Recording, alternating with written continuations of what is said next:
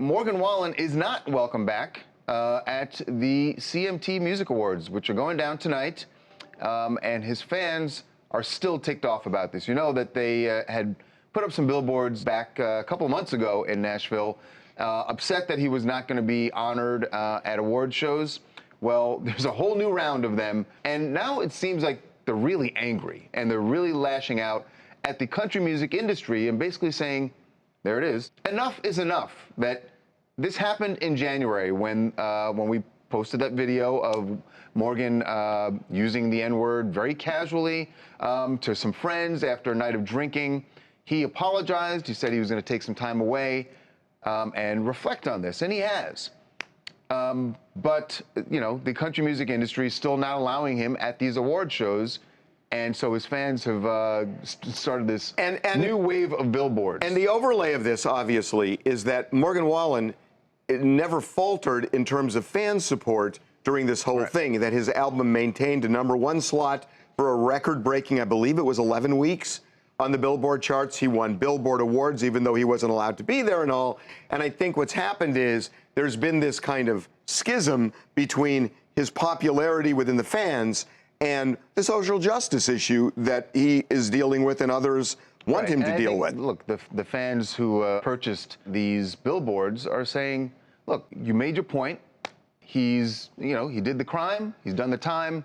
It's time to let him back in, you know. But has he done the time? I figured this out. That was only 129 days ago. It feels, at least to me, like this was a long time ago. But it really wasn't. Well, he didn't get a sentence, though. So it's not like you can't say it was only 129 days. Like, 129 days is... 129 days is 129 days. It's such an egregious thing. Like, using the word the way it's so egregious. Like, what is the appropriate amount of time? I don't know the answer to it, but you're right. I think the country music fans... I don't know it either. Right. The country music fans, they've clearly spoken, but that doesn't mean that the powers that be, you know, behind the CMT, they don't have to listen. And what's important to them? Is it their value? And at this point, they're not listening because he's not going to be there. So... Yeah, but you raise a point, Babcock, which is who determines the time?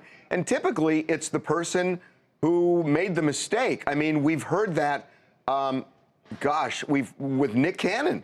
I don't know that was more than 129. I would think the industry, taking the Nick Cannon situation as an example, I think the industry wants to know, is he contrite? It's almost like they want to see him in a sit-down interview, and they want to decide and judge whether or not he is genuine. Is he genuinely contrite about what he did? And that's what happened with Nick Cannon. Remember, Nick Cannon did a lot of personal work, a lot of public. Right. He educated himself, Charles. Right.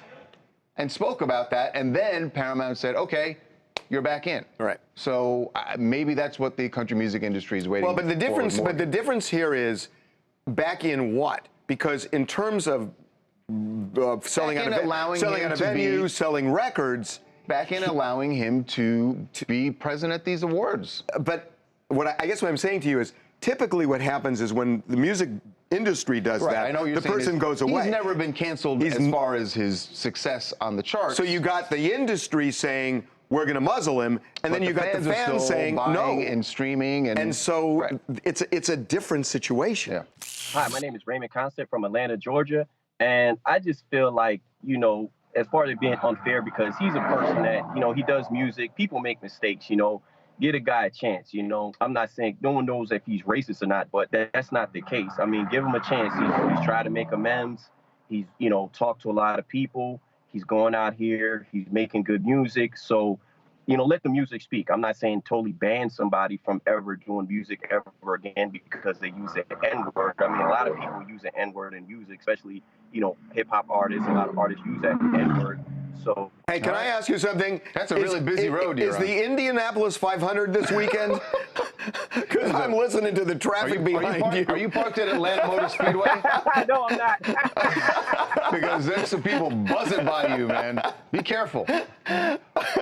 Okay, wow.